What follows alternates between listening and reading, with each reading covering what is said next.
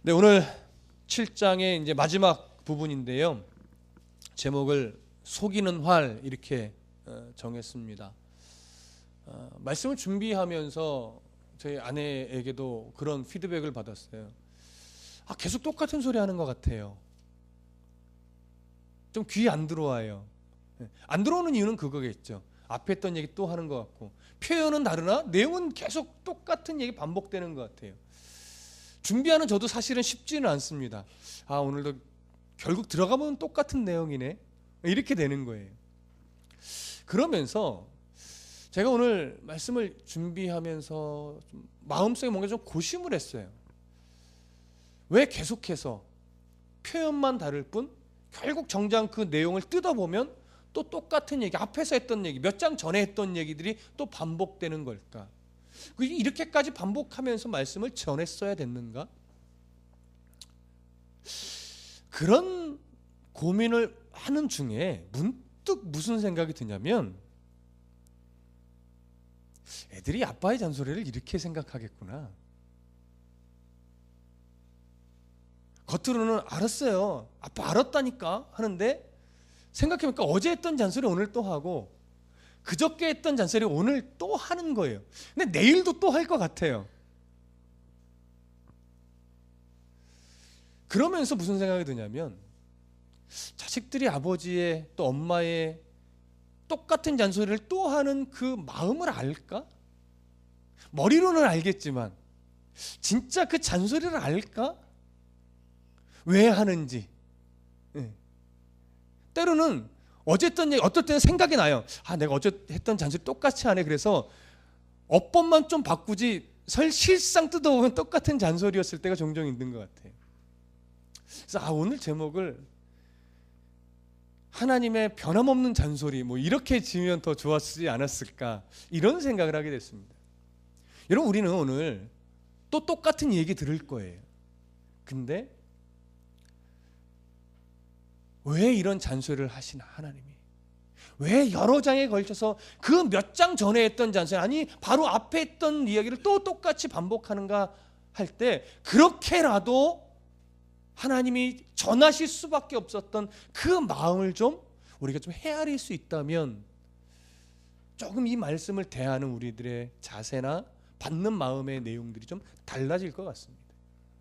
우리가 앞에서는요, 이스라엘의 어떤 악한 역사, 변함없이 늘 악하게만 거듭해왔던 역사를 뭐에 비교했었냐면 화덕에 비유를 해서 전했었어요. 그리고 또한 그 이스라엘 백성들의 악한 역사 안에서 결국은 혼합주의로 완전히 빠져서 하나님을 섬기는 건지 바알을 섬기는 건지, 하나님을 섬긴다 하는 제사가 바알의 제사로 둔갑해 있고, 하나님을 섬긴다는 하는 제사임에도 불구하고 바알을 부르짖는 것 같기도 하고, 바알인지 하나님인지 이제는 막 헛갈릴 정도의 막 수준이 되어 있는 이스라엘의 모습들을 마치 뒤집지 않은 전병의 비유를 들었어요. 그 뒤집지 않은 전병의 비유는 결국 또 누구를 책망하는 거였냐면 이스라엘의 지도자였죠. 게을러 빠져서 뭐에 시선을 뺏겼는지 전병을 뒤집을 생각도 하지 않고 있던 요리사처럼 이스라엘 백성들을 말씀으로 계속 뒤집어서 하나님께로 가까이 가도록 이끌어야 될 이스라엘의 지도자들이 그런 하나님의 마음은 전혀 헤아리지 못하고 자기 생각, 자기 이익, 자기 출세, 자기 성공, 이런 것들에만 정신이 팔려서 백성들의 신앙의 어떤 모습을 전혀 돌아보지 않았던 그런 어리석은 지도자들의 모습을 보았었습니다. 그러다 보니까 그 지도자는 결국 어리석은 비둘기처럼 하나님을 향해 가지 않고 우상에게로, 강하다고 하는 나라의 왕들에게로 찾아가는 그런 어리석은 모습이 있었죠. 오늘도 비슷한 내용입니다. 13절 다 같이 한번 읽어볼까요? 13절 시작. 화 있을진저 그들이 나를 떠나 그릇 같음이라. 패망을 진저 그들이 내게 범죄하였음이라. 내가 그들을 건져주려 하나 그들이 나를 거슬러 거짓말하고. 자, 화 있을진저 또 패망할진저, 이거는 결국 뭘 보여주는 거냐면 하나님이 그들의 그 어리석고 악하고 변질되고 섞여있는 모습들로 인해서 백성들의 모습, 지도자들의 모습을 통해서 하나님이 얼마나 마음이 분노했는지, 얼마나 화가 났는지. 그러나 이 분노와 화는 이놈들 다 없애버릴까, 이런 분노가 아니죠. 아버지이기 때문에 느끼는 분노. 남의 자식이 그러면 신경 안 써요. 그러든지 말든지. 아이고 하고 말아요. 찌찌찌 하고 말아요. 근데 내 자식이기 때문에 자꾸 반복되는 죄악 속에 갇혀 있으면 막 화가 나요. 왜 저러지? 저놈이? 아비의 마음을 아는 거야, 모르는 거야? 그래서 더 화가 날 때가 있어요. 오늘 화 있을진저, 패망할진저. 이거는요, 하나님의 정말 아버지로서의 분노의 마음입니다.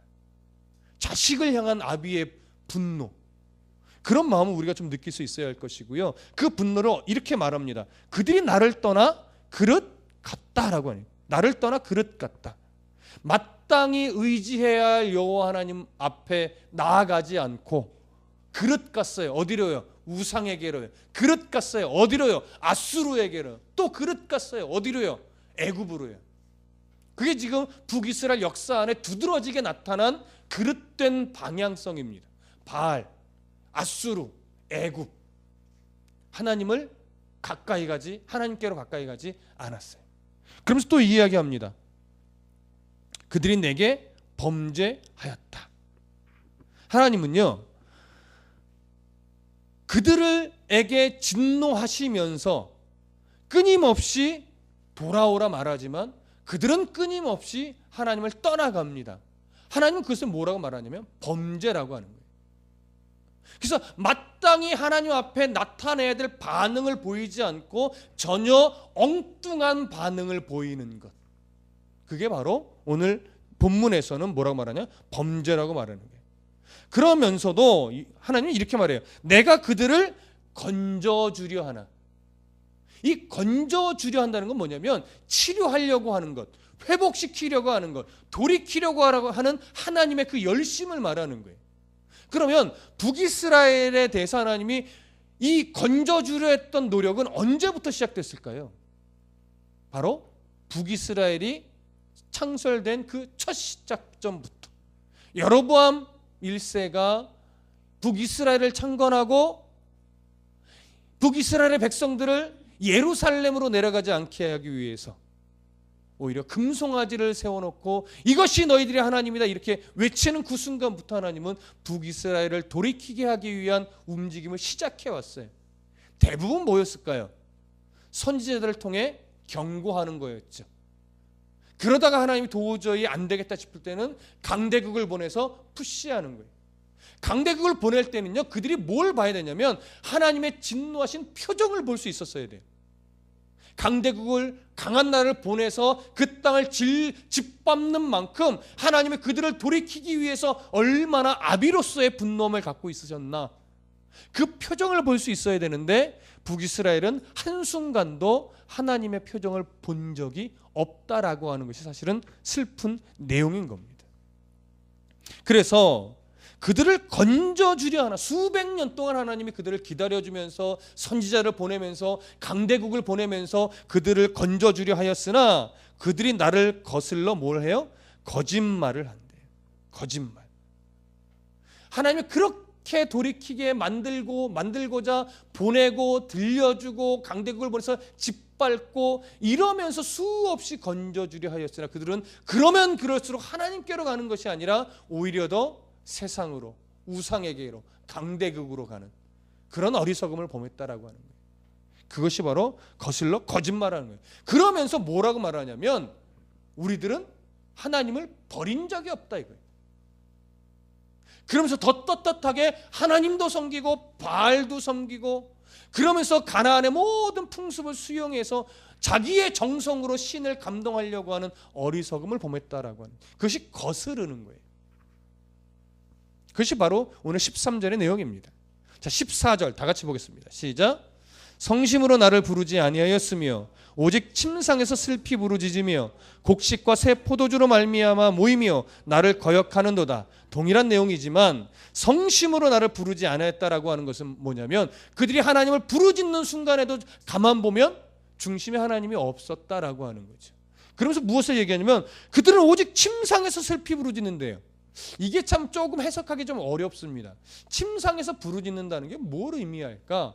학자들 간에는 크게 한 3가지 정도의 견해가 나눠지는데 가나안에서 우상 숭배의 풍습을 가지고 하나님을 예배했다, 이런 견해가 하나 있고, 또 하나는 그들이 어떤 곡식을 얻기 위해서 밤에 잠도 자지 않고 하나님께 또 바알에게 부르짖었다. 그러니까 잠을 거절하고 신에게 부르짖었다.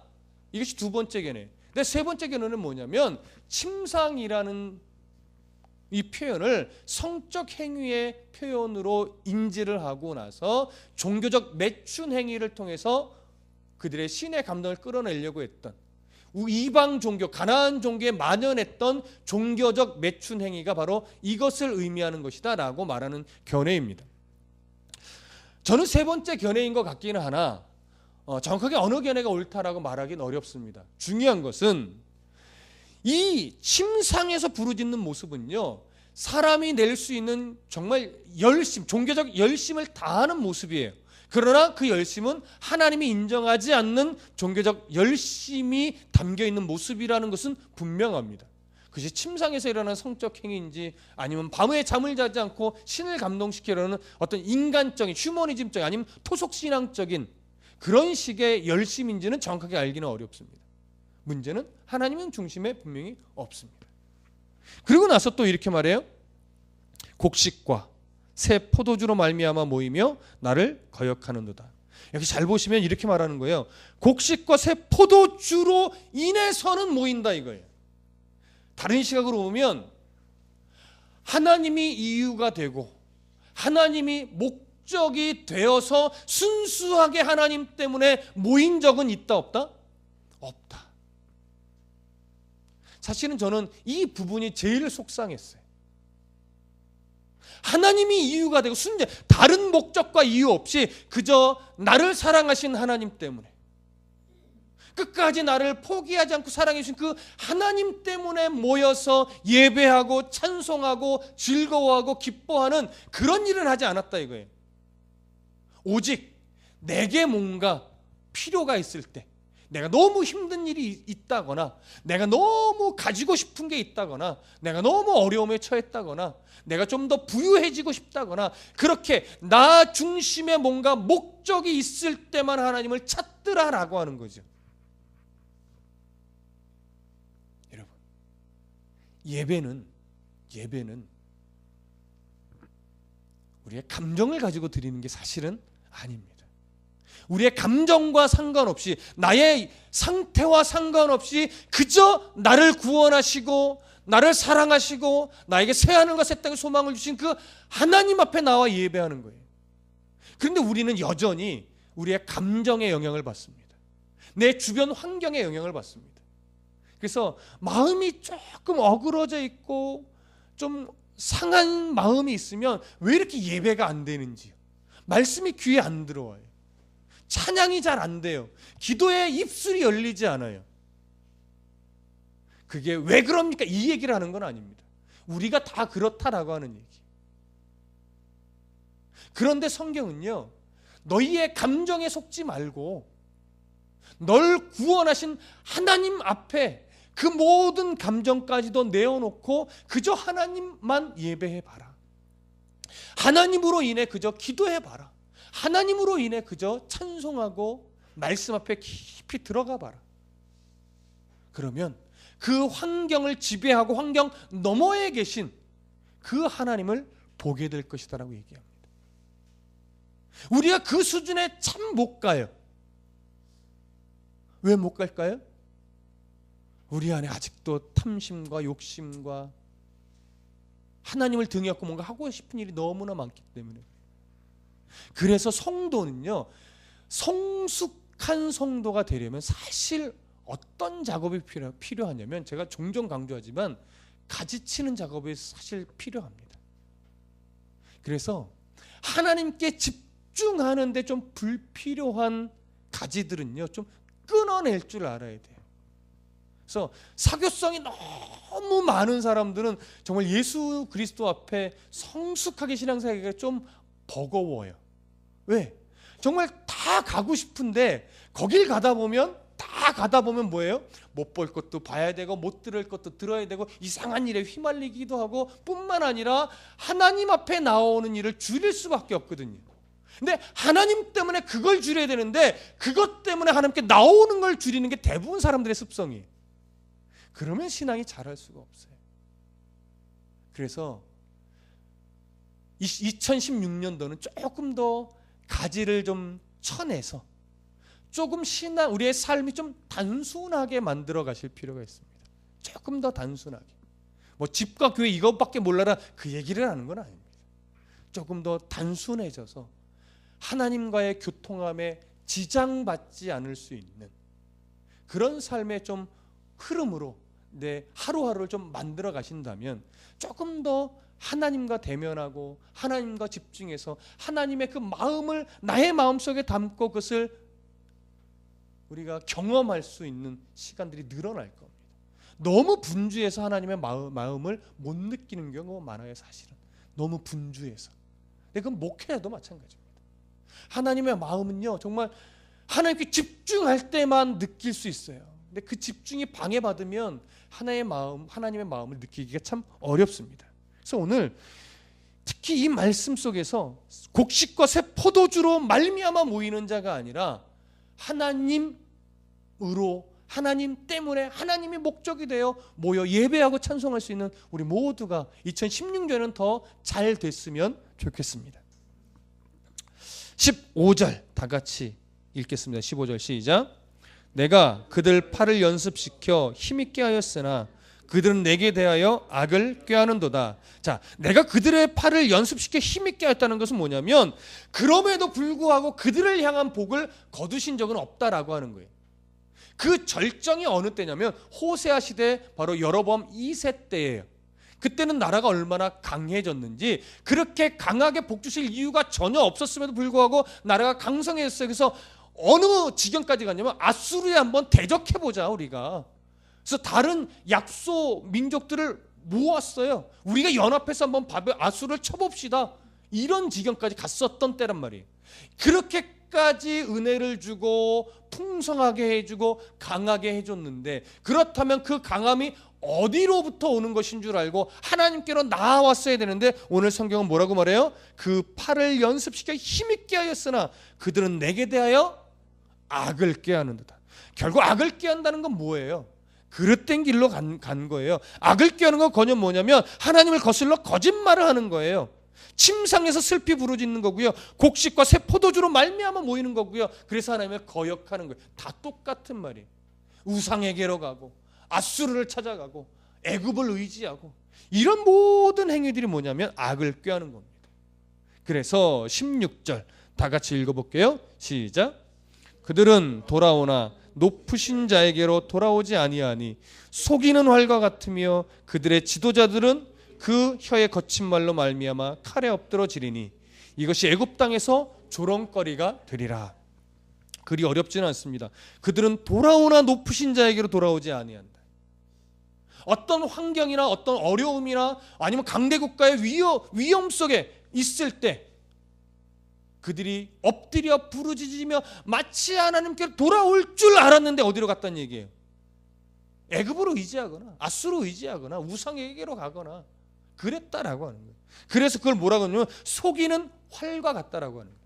속이는 활이라는 것은 뭐냐면요, 활 자체는 정상인데 화살이 약간 구부러져 있어요.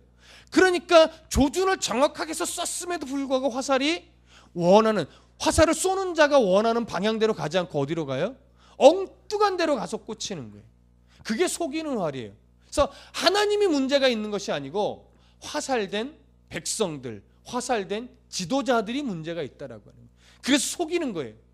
하나님 분명히 정조준해서 바르게 쏘셨어요. 은혜도 베풀고 선지자들을 보내서 경고도 하고 강대국을 보내서 짓밟기도 하면서 그들에게 하나님께로 돌아올 수 있도록 끊임없이 화살을 쏘아줬는데 그 활들이 자꾸 휘어져 있으니까 원하는 대로 못 가는 거죠.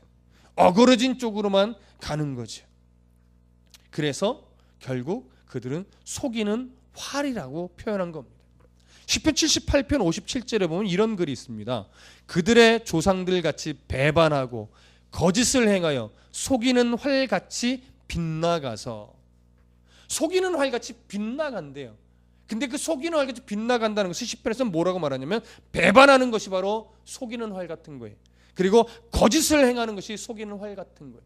지금 북이스라엘의 행위들이 다 이렇다라고 하는 거죠. 그들의 지도자가 하는 행태들이 꼭 이렇다라고 하는 거예요. 그래서 중간 16장 이제 끝부분에 이렇게 말합니다. 그들의 지도자들은 그 혀의 거친 말로 말미암아 칼에 엎드러지리니 이것이 애굽 땅에서 조롱거리가 되리라. 우리가 먼저 이해해야 될 것은 뭐냐면 그 지도자들의 거친 말이 뭐냐라고 하는 거죠. 지도자들의 이 거친 말이라는 것은 크게 두 가지 견해인데, 첫 번째는 지도자들이 하나님에 대하여 불평하는 악한 말을 퍼부었다, 이런 견해이고, 두 번째 견해는 이스라엘의 지도자들이 하나님이 주신 율법의 말씀이나 또는 선지자들의 경고를 무시했다라고 보는 견해예요. 여러분, 어느 것이 좀 더 자연스러울까요? 저는 두 번째 견해인 것 같습니다. 그들이 하나님의 율법도 무시하고 선지자들을 보내어 주셨던 경고들도 다 무시하고 어디로 가요? 여로보암 2세 당시를 기준으로 본다면, 그리고 그 이후 시대의 왕들을 근거로 해서 본다면 아수르에게 대적을 하면서 어디로 가냐면 애굽에게 붙은 거예요. 그 거친 말들, 하나님의 경고를 무시하고 하나님께로 가지 않고 오히려 아수르와 한번 싸워보려고 어리석은 짓을 하면서 그래도 내 뒤에 누가 있어? 애굽이 있어, 이렇게 했던 거예요. 그러나 그렇게 어리석은 거친 말을 한 결과 어떻게 됐어요? 아수르에 멸망당했죠. 그랬더니 애굽 편에 서 있었기 때문에 애굽이 원래는 지켜주고 같이 싸워줬어야 돼요. 근데 애굽이 싸워주지 않았어요. 애굽이 지켜주지도 않았어요. 보호해주지 않았어요. 그랬으면 북이스라엘의 아수르에 멸망당했을 때 어떻게 해요? 아이고, 내가 그래도 좀 미안하네, 그때 도와줬어야 되는데, 이런 마음을 품어야 되잖아요. 근데 애굽이 그런 마음을 품지 않았다라고 하는 거예요. 어떤 마음을 품었을까요? 그래, 니들이 이리 붙였다가 저리 붙었다가 할 때부터 내가 알아봤어. 우리나라의 노예였던 놈들이 그렇게 나가더니 너희들의 하나님이 그러더냐? 너희들의 하나님 참 능력 없구나. 그러면서 이스라엘을, 또 이스라엘의 하나님을 조롱했던 거지. 그것이 바로 오늘 여기 보면 애굽 땅에서 뭐가 돼요? 조롱거리가 되리라라고 하는 겁니다. 여러분 잘 아셔야 됩니다. 우리가 신앙생활을 하면서 그리스도인이 그리스도인답지 못한 것은요, 나와 하나님과의 관계에서도 속이는 활이 되어 참 문제가 돼요. 그러나 거기서 끝나지 않습니다. 내가 성도답지 않음으로 내가 속이는 활이 됐을 때 세상이 나를 욕하는 것이 아니라 세상이 나의 하나님을 경멸하고 조롱하고 비방하게 된다는 걸 생각하셔야 돼요. 그래서 우리는 옛날에 이런 가요가 있었죠. 내 인생은 나의 것, 내 인생은 나의 것. 굉장히 성경답지 못한 가요이지만 정말 기독교인이 사실은 불러서는 안 될 노래 중에 하나라고 여겨지는 가사입니다. 왜? 내 인생이 나의 것이면 마음대로 살아도 되잖아요. 그러나 성도는, 예수를 믿는 사람들은 내 인생은 누구 것? 하나님의 것. 그래서 내가 바르게 살아야 누가 조롱받지 않아요? 하나님이 조롱받지 않아요.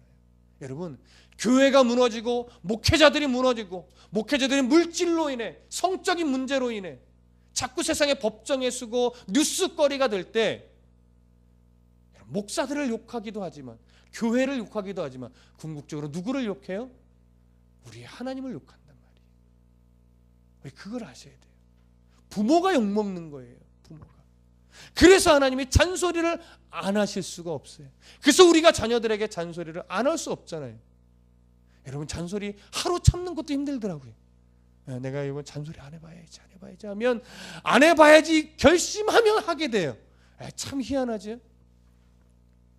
하나님은 못 참아서 하는 잔소리는 아닙니다. 고치려고, 바꾸려고.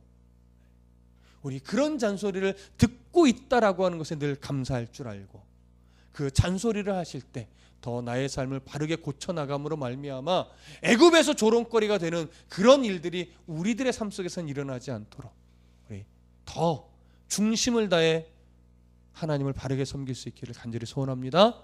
기도하겠습니다.